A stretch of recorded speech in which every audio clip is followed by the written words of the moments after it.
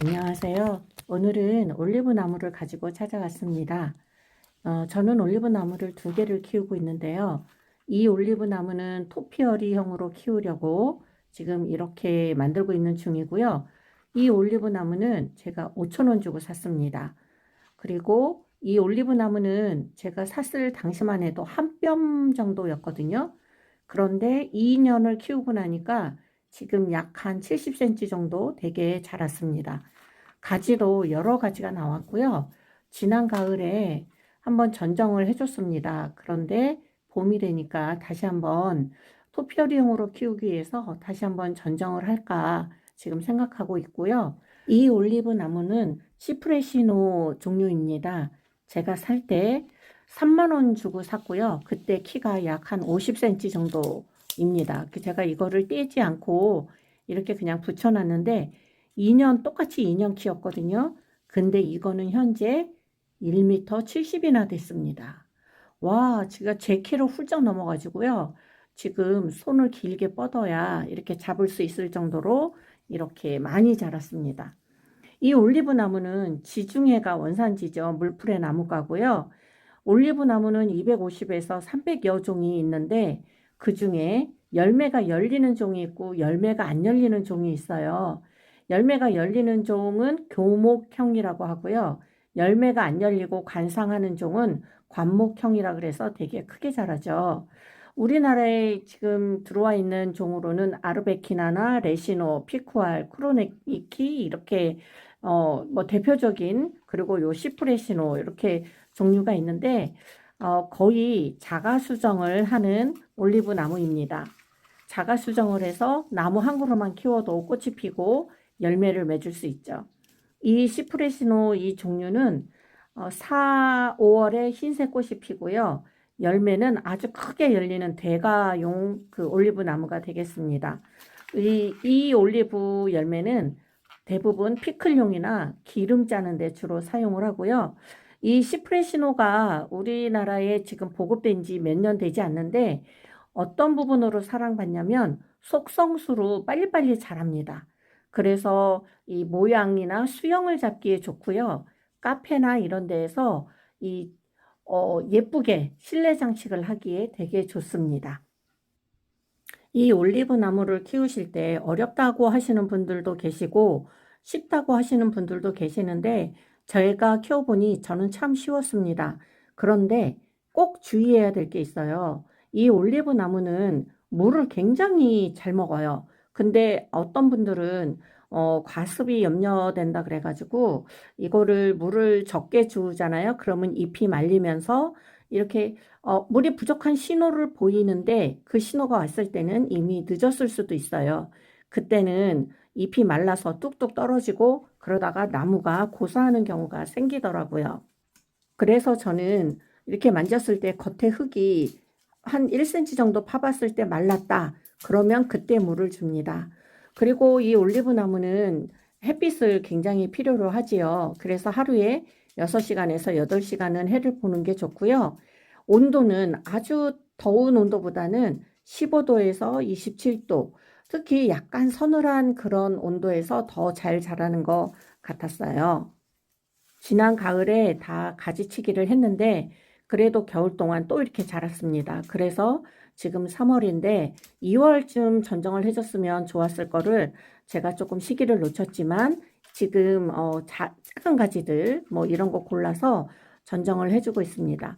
가지치기도 하면서 이렇게 올 여름을 또그 습기에서 잘 버티려면은 이 통풍이 잘 되게 해야 되거든요. 그래서 이렇게 뭉쳐져 있는 그러니까 작은 줄기들이나 큰 줄기들이 뭉쳐져 있는 곳은 정리를 해주고 그리고 한 방향으로 여러 가지가 난 것도 잘라주고 그리고 위로도 키가 큰 거는 잘라주고 이런 식으로 정리를 하면서 키우면 더 영양가 있게 키울 것 같습니다. 그리고 올리브 나무를 키우면서 꽃을 볼 수 없다고 하시는 분들이 많은데요. 그거는 저온 처리가 안 돼서 그렇습니다. 보름에서 한 달 정도 그 저온 처리, 말하자면 10도, 0도에서 10도 사이의 온도로 한 달 정도 그렇게 저온 처리가 되면 꽃눈이 형성이 돼요. 저도 작년에 꽃을 보기는 했는데 아주 조금 봤거든요. 그래서 올해 지금 베란다 좀 추운 곳에서 네, 한 달 정도 키웠습니다. 그래서 올 봄에는 꽃이 좀 더 많이 피기를 기대하고 있는데 그렇게 될는지 모르겠네요. 자, 이렇게 해서 가지치기를 다 해줬는데요. 아우, 시원합니다. 그리고 이 밑에 떨어진 나뭇가지들로 지금 삽목을 또 한번 실시해 보도록 하겠습니다. 자, 그러면 이번에는 그 잘라낸 올리브 나무가지로 삽수를 만들어서 삽목하는 방법을 알아보도록 하겠습니다. 방법에는 크게 지금 세 가지로 나눌 수 있는데요. 먼저 삽수 정리를 해보도록 하겠습니다. 삽수 정리를 하실 때는요, 요 올리브 나무 가지가 요렇게 잎사귀가 많이 달려 있죠. 일단 잎사귀를 나누기 전에 여기 마디가 하나, 둘, 두 마디가 있습니다. 그래서 두 마디 정도를 남겨두고 이렇게 잘라줍니다. 그리고 밑에 잎사귀들은 따주고요. 이렇게 다 정리를 해주고, 그 다음에 위에 잎사귀 한 두 개 정도만 남겨놓고요. 그리고 잎사귀도 반으로. 예, 증산을 그렇게 많이 지금 뿌리가 없기 때문에 하지 않죠. 네, 그래서 이렇게 하도록 하겠습니다. 뿌리는 사선으로 잘라줬고요. 네, 그리고 위는 이렇게 잎사귀를 정리를 해줬습니다. 이런 식으로 해서 이 정리를 해주면 되는데 이 올리브 나무 삽목이 잘 되는 나무까지는요, 오래되고 두꺼운 가지보다는 새로 난 나무까지, 새로 난 줄기에서 삽목이 더 잘 된답니다. 그래서 두꺼운 가지로는 실패할 확률이 높고요. 이렇게 새로운 가지, 연한 가지를 네, 하기를 추천을 드립니다. 이렇게 삽수를 만들도록 하겠습니다. 그래서 이제 삽목을 하나 해보면 세 가지 방법이라고 말씀드렸습니다. 첫 번째 방법은 바로 물꽂이입니다. 이렇게 물꽂이를 해 주시고요. 그 다음에 뚜껑을, 이거는 지금 테이크아웃 컵이잖아요. 이렇게 뚜껑을 꼭 닫아서 놓으면 돼요. 여기 위에가 지금 뚫려 있습니다. 조금. 그래서 이렇게 물꽂이로 하나는 시도를 해볼 수 있고요. 또 하나는 이건 질석입니다. 질석을 물에 지금 적셔 놨거든요. 그래서 상토로 해도 돼요. 근데 상토가 조금 발화율이 낮더라고요. 그래서 이렇게 질석에다가 꽂은 다음에 역시 뚜껑을 덮어서 이렇게 보관을 하는 거죠. 우리가 이 삽목하는 그 식물 중에서 특히 이 나무 종류는 이 잎사귀가 증산작용이라 그래가지고 뿌리에서 물을 빨아들여서 뿌리에서 영양분과 물을 잎사귀가 온도가 올라가거나 햇빛이 비칠 때 엽록소 작용도 하지만 이게 이제 증산작용을 하면서 이 수분을 발산을 하죠. 그런데 지금 뿌리가 없고 빨아들일 게 없잖아요. 그래서 잎사귀가 많거나 이렇게 온전하게 있으면 그만큼 증산작용을 많이 하다 보니까 얘는 나무가 말라집니다. 뿌리에서 이게 빨아들이는 게 없으니까 증산작용을 계속 하게 되면 어떻게 되겠어요? 나무 이 대에 있는 몸통에 있는 수분으로 하게 되겠죠. 그러니까 최소한의 잎사귀만 그 부위만 남기고 이렇게 정리를 하는 겁니다. 그래서 이렇게 상토나 아니면 이렇게 질석에 하는 방법이 있고요. 그 다음에는 이렇게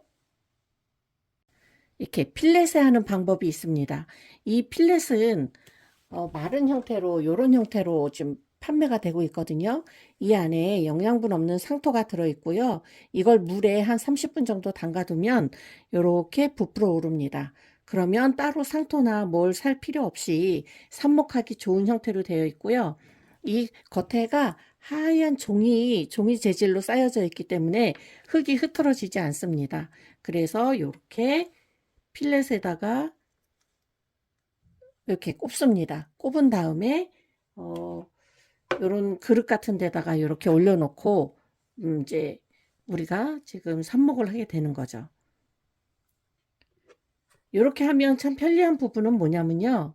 물 주기가 쉽고 그리고 이 필렛이 수분을 많이 머금고 있기 때문에 자주 물을 주지 않아도 되거든요. 제가 삽목을 제라늄이나 다른 삽목을 할 때도 가장 잘 되는 방법은 요 필렛이나 요 필렛이 참 잘 되고요. 그 다음에 요 질석. 그런데 이렇게 해놓고 가만히 있으면 안 되고요. 이렇게 됐을 경우 여기가 많이 마르잖아요. 그리고 이 안에 수분이 70% 정도, 80% 정도는 돼야 이 삽목이 잘 되거든요. 그럴 때 사용하는 게 요 비닐입니다. 요 비닐이고, 요렇게 비닐로 요렇게 수분 날아가지 않게 요렇게 딱 해주고, 요 위로는 공기가 그래도 약간 통해야지, 안 그러면 곰팡이 쓸잖아요. 그래서 저는 요런 상태로 요렇게 놓습니다. 요렇게 놓으면 이 안이 수분이 7, 80%가 유지가 되고요. 그리고 물도 자주 안 줘도 되고. 근데 이 필렛으로 했을 때는 요 밑에 부분에 물이 살짝 찰랑찰랑하게 요 바닥에만 물이 항상 있을 정도, 그 정도 해주면 참 좋습니다. 그리고 이 질석이 제가 지금 이 테이크아웃 컵에 했지만 이런 게 없어서 그냥 일반적인 화분이나 아니면 이렇게 막힌 그릇에 이제 하잖아요. 그럴 때 우리가 또 이렇게 삽목을 이렇게 꼽잖아요. 그랬을 때 이걸 꽂은 채에서 그냥 이대로 놔두면 이게 삽목이 정말 다 안 됩니다. 그럴 때 비닐을 씌우거나 아니면 이렇게 랩 같은 거 있죠. 랩으로 이렇게 씌워 놓고 여기에 구멍 서너 개만 뽕뽕뽕 뚫어 놓으면, 네, 그러면 또 훌륭한 삽목 방법이 되는 그런 방법이 있습니다. 이렇게 해서 지금 여러 가지 삽목하는 방법을 말씀드렸는데요. 이 뭐 올리브는 삽목이 워낙에 잘 안 된다고 보시면 되고, 성공 확률은 10에서 20% 가정에서 할 땐, 네, 그렇게 생각하시면 되고, 저는 삽목을 할 때 이 과산화수소수를 여기 필렛 물에 적실 때, 여기 필렛을 물에 불릴 때도 과산화수소수를 좀 넣고요. 여기에 물 담을 때도 넣고 수경 재배할 때도 좀 넣습니다. 그냥 조금씩 알맞은 양을 한 숟갈 정도씩 넣는다고 보시면 되는데, 이게 약간의 열을 내면서 뿌리 발근에 좋고, 그리고 소독 역할도 하기 때문에 저는 사용하는 편이고, 그 방법으로 참 여러 번 성공을 많이 했습니다. 네, 오늘 이렇게 해서 올리브 나무에 대해서 설명을 드려봤는데, 삽목하는 거 너무 어렵게 생각하지 마시고요. 저희가 농장이나 이런 데서는 삽목 확률이 확연히 높거든요. 근데 저희는 가정에서 하다 보니 약간의 실수만 들어가도 삽목이 실패할 확률이 크죠. 그렇더라도 이런 방법으로 이렇게 삽목을 하시면 좋을 것 같습니다. 감사합니다.